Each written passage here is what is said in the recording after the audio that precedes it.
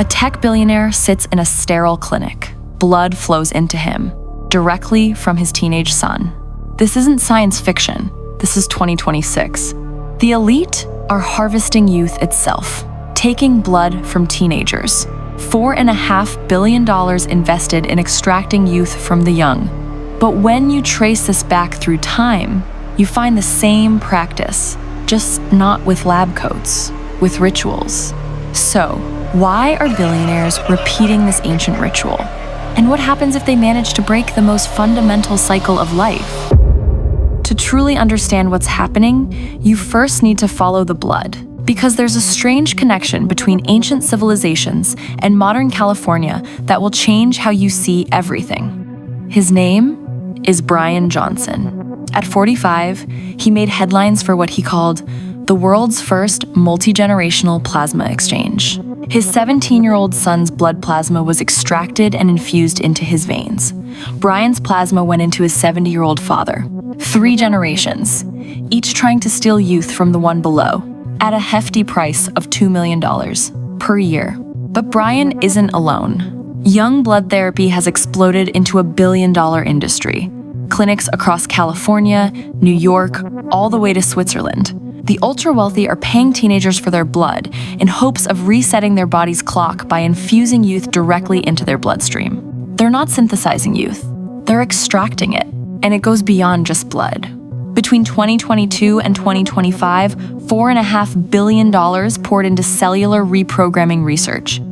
That's 60% of all longevity funding. Altos Labs alone raised $3 billion from Jeff Bezos and Israeli investor Yuri Milner with one single goal: reset the age clock at the cellular level. They're using proteins that can turn back cells to an embryonic state, making old cells young again. Not through lifestyle, through molecular intervention. Then there's exosome therapy, harvesting regenerative signals from young stem cells and injecting them into aging skin, aging organs, aging bodies. All of it promising one thing: borrow youth from biology itself. And in the shadows, an underground gene therapy market is growing. Silicon Valley biohackers are experimenting with CRISPR to edit their own aging genes. Unregulated viral vectors injected in hotel rooms. Some of these experiments have gone horribly wrong. Bone fragments growing in eyelids from botched stem cell facelifts. Tumors from unproven treatments. They're so desperate, they're experimenting on themselves. Like alchemists testing dangerous potions. Except the potions are made of CRISPR enzymes and viral vectors. And you can see this same desperation written on faces from Silicon Valley to Hollywood. Kim Kardashian's vampire facials. Madonna at 67, with a face pulled so tight it barely moves. The pattern repeats. Blood transfusions in private, filler injections in public. Both symptoms of the same disease, the terror of time. Whether it's teenage plasma or facial fillers, it's all the same addiction, just different price points. Young blood, young cells, young genetic material, faces frozen with injections, desperate to look young again. The elite are building an entire industry around one principle: harvest youth from the young to give to the old. And the most disturbing part is that none of this is new. But before we dive into the dark history, we have to understand why they're this desperate. Real quick, I want to thank all of my new subscribers. Every like and subscribe helps the channel grow more than you think. And if there's any topics you'd like me to make a video on, let me know in the comments. Peter Thiel, billionaire investor, has stated publicly that death is not inevitable. It's just a problem to solve. In Silicon Valley, the body is viewed as a machine. Aging is a bug to patch. Death is an engineering challenge, waiting for the right code. But here's the core terror driving this. If you don't believe in anything beyond the physical, aging isn't a transition. It's your countdown to extinction. Brian Johnson talks about having the heart of a 37-year-old and lungs of an 18-year-old after his interventions. But there's a trap. He has to spend millions, perpetually, or the gains vanish. His protocol requires constant maintenance, constant vigilance, constant intervention. He's not living. He's running on a treadmill that never stops. In tech, in Hollywood, in elite circles, youth equals value. And age means your time here is running out. If your entire self-worth is tied to what you look like, or how much material wealth you can amass, aging becomes identity death. And that's when the addiction spiral begins. One procedure, brief high, the effect fades, new flaw appears, repeat. One young blood treatment, feel better, benefits fade, need more, repeat. It's never enough. They get hooked and keep coming back for more. Look at Madonna, Cher, Priscilla Presley. Frozen faces, emotionless, caught in the cycle. They can't stop because stopping means admitting defeat. Whether they're obsessing over wrinkles in Hollywood or white blood cell counts in Silicon Valley, it's the same disorder, just different symptoms. The more you fight aging out of fear, the more that fear owns you. These are some of the most powerful people on Earth. They can buy anything except peace with mortality. The more they focus on extending the vessel, the more hollow the contents become. Isolation, emptiness, spiritual bankruptcy. And you can see it in their eyes.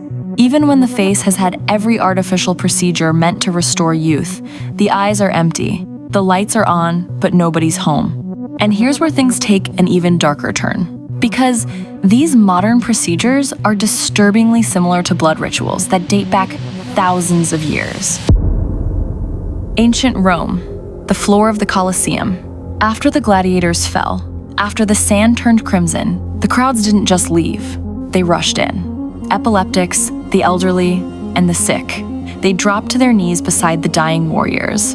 And they drank, pressing their lips directly to open wounds, gulping down warm blood while the gladiators still breathed their last. Pliny the Elder wrote that they acted like wild beasts, desperate to consume the life force before it cooled.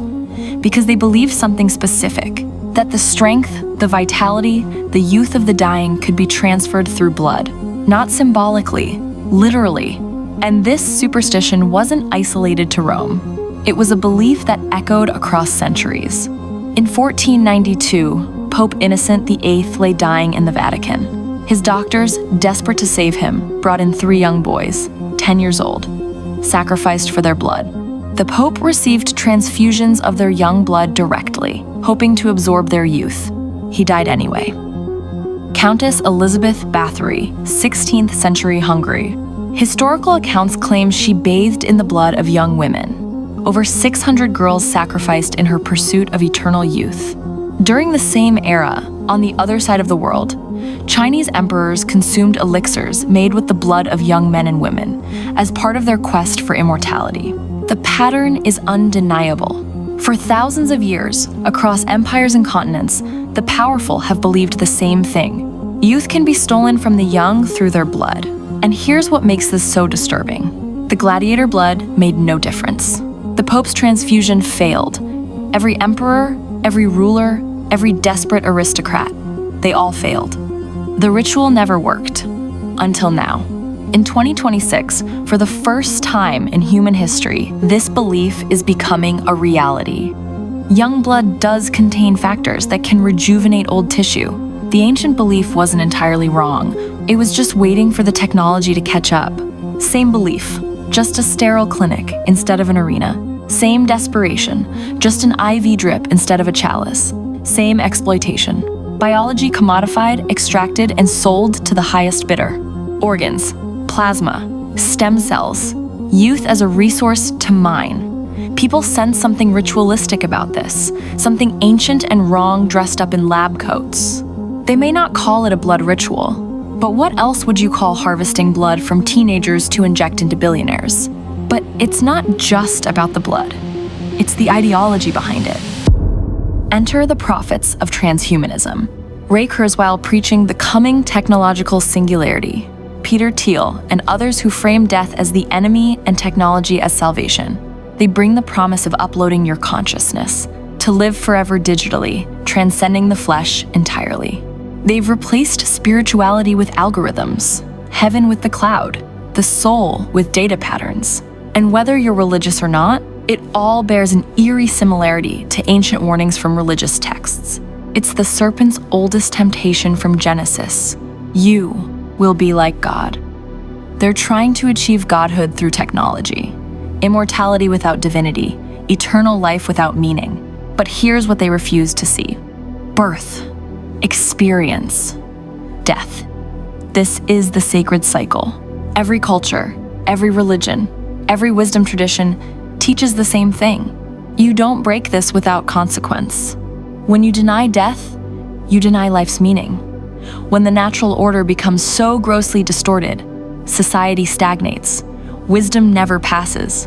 The natural rhythm that has sustained us forever gets shattered. They're conducting an experiment on human nature itself, and we have no idea what happens if they succeed. Every attempt to build heaven on earth ends by deepening the abyss. They're winning battles against decay, but losing the war for their souls. In 2026, we're at a precipice. The machinery to significantly extend life is being built piece by piece. Laboratories filled with brilliant minds unlocking the secrets of cellular age, billions in funding, governments watching, but we're tampering with forces we don't understand. What happens to humanity when the old never die?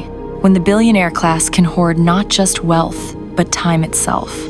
When death, the one thing that makes life precious, becomes optional. Behind every longevity conference, every billion invested, lies not just human terror, but human arrogance. The assumption that we can conquer nature without consequence, that we can break the cycle and remain human. Is this the future we want?